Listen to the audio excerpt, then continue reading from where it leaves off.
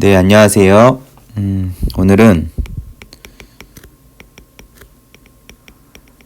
고강도 철근과 사용성 기준에 대해서 간략하게 알아보도록 하겠습니다. 사용성 기준이라고 하면 예를 들어서 처짐이라던가 균열이라던가 진동이라던가 이런 게 있겠죠. 실제로 저희가 철근 콘크리트 보나 슬래브 앞에서 이제 다른 거 지진 해석 이런 거라서 내진 설계 이런 거는 이제 건물이 이게 무너지지 않게 아니면 이제 인명 피해가 없도록 이제 극한화 중에 대해서 설계하고 이런 걸 했었는데, 뿐만 아니라 이제 어떤 사용화 중 상태에서도 우리가 사용을 하고 있는데 너무 많이 처진다거나, 그쵸? 아니면 균열이 많이 생긴다거나, 아니면 너무 많이 흔들린다거나 하면 저희가 그 건물을 사용하는데도 불안하고 굉장히 그게 안 좋을 수가 있겠죠. 그래서 이제 어떤 기준에서는 이제 극한화 중에 대한 어떤 기준뿐만 아니라 이런 처짐이나 균열 아니면 진동 이런 거에 대해서도 어떤 제한치를 둬서 너무 많이 처지지 않게, 균열도 너무 생기지 않게, 진동도 너무 많이 발생하지 않도록 이런 기준들이 이제 있고, 그쵸? 보도 있고 슬라브도 있고 이런 식으로 다 정해져 있고, 이제 철근 같은 경우는 저희가 이제 많이 보는 게 예를 들어 400MPa 지금까지는. 근데 점점 500MPa 500MPa는 사실 너무 고강도라고 하기도 그런데 600, 700 이렇게 있겠죠. 그렇게 됐을 때 어떤 기준들 같은 거를 보면은 예전에는 이제 전단 철근, 전단에 대한 어떤 스터럽이나 이런 것도 이제 강도를 한 500 내외로 쓰게끔 되어 있다가 점점 이제 새로운 연구를 통해서 반영이 기준이 업데이트되고 하면서 고강도를 써도 괜찮다라는 그런 식으로 이제 개정도 되기도 하고. 그러면 이제 우리가 오늘 살펴볼 거는 이런 처짐, 균열, 진동보다도 예를 들어 처짐 관점에서 이 녀석이 과연 철근을 우리가 어떤 보가 이렇게 있는데 철근이 이렇게 있을 수 있어요. 그러면 이 녀석을 내가 고강도 철근으로 설계할 수도 있고, 그쵸? 고강도 철근을 쓸 수도 있고, 오늘 400MPa짜리 써서 설계할 수도 있고, 500으로 할 수도 있고, 600으로 할 수도 있고, 이렇게 할 수 있잖아요. 그쵸? 당연히 고강도로 갈수록 우리는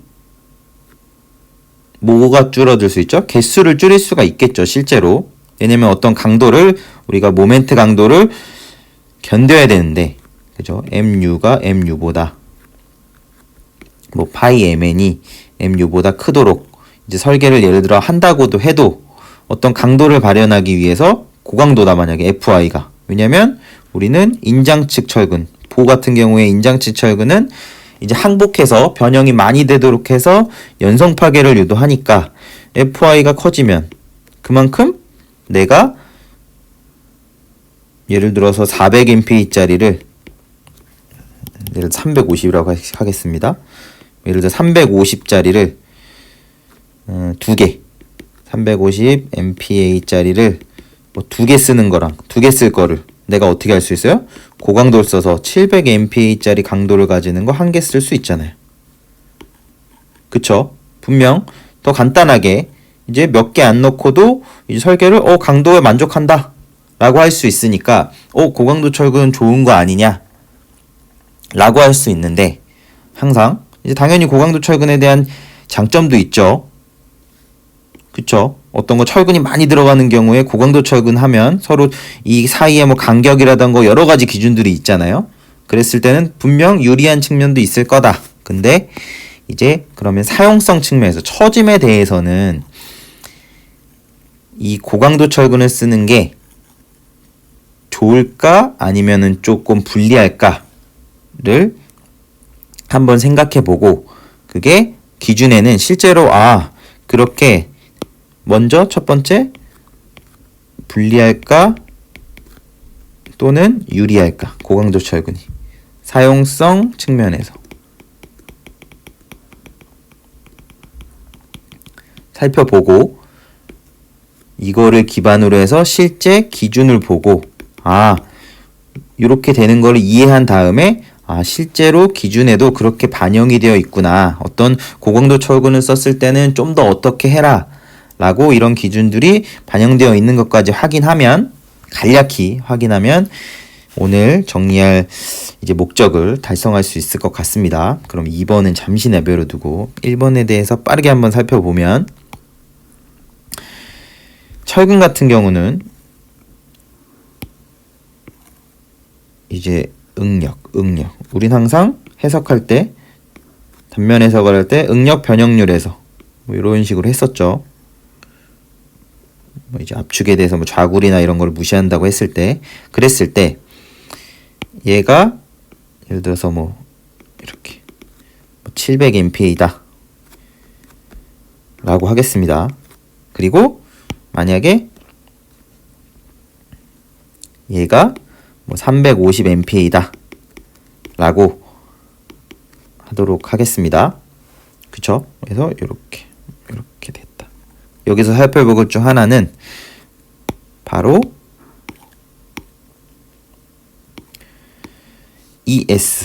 ES는 뭐죠? ES는 입실론분의 변형률에 이렇게 되겠죠? 여기서도 FY를 여기가 점점점에서 EY로 나눈 게 되겠죠. EY를 여기가 바로 FY죠. 항복강도. 항복강도를 변형률, 항복 변형률로 나누면 탄성계수가 되는데, 철근의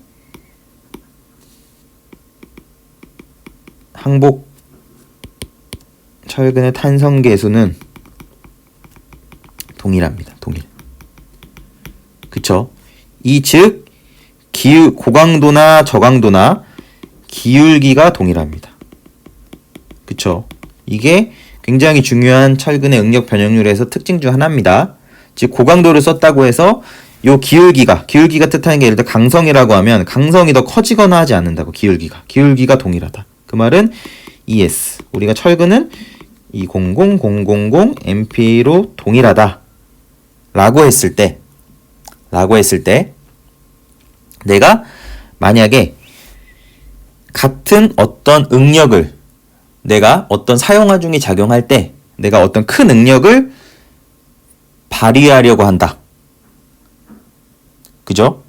내가 어떤 강도를 발현하라고 한다면 이 두 개를 비교해 보는 거예요.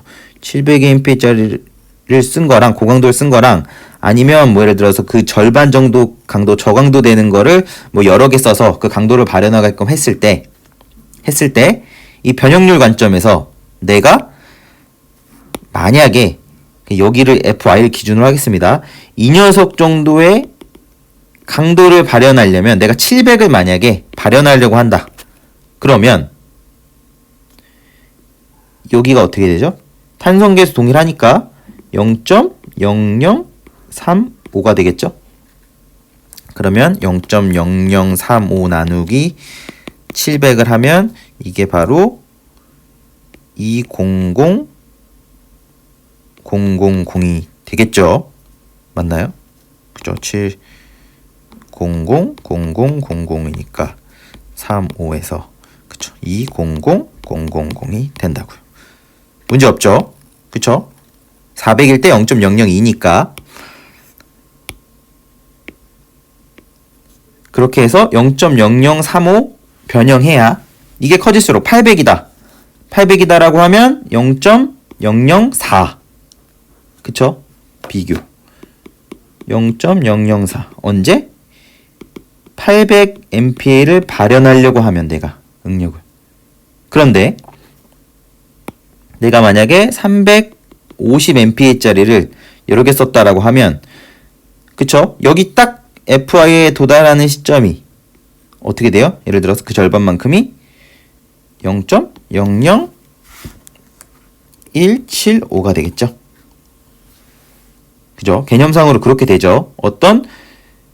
즉 강도를 내가 어떤 응력을 발현하려고 할 때 고강도는 탄성계수가 동일하기 때문에 여기까지 변형이 쭉 생겨야 0.0035까지 생겨야 얘를 발현한다고요. 근데 그거보다 낮은 강도를 여러 개 쓰면 내가 그 변형률보다 훨씬 적은 변형률로도 그 강도를 발현할 수 있다고요. 물론 개수를 똑같이 쓴 건 아니겠죠. 예를 들어서. 그쵸? 그렇게 되면 즉 고강도는 변형을 많이 한다. 강도 발현을 위해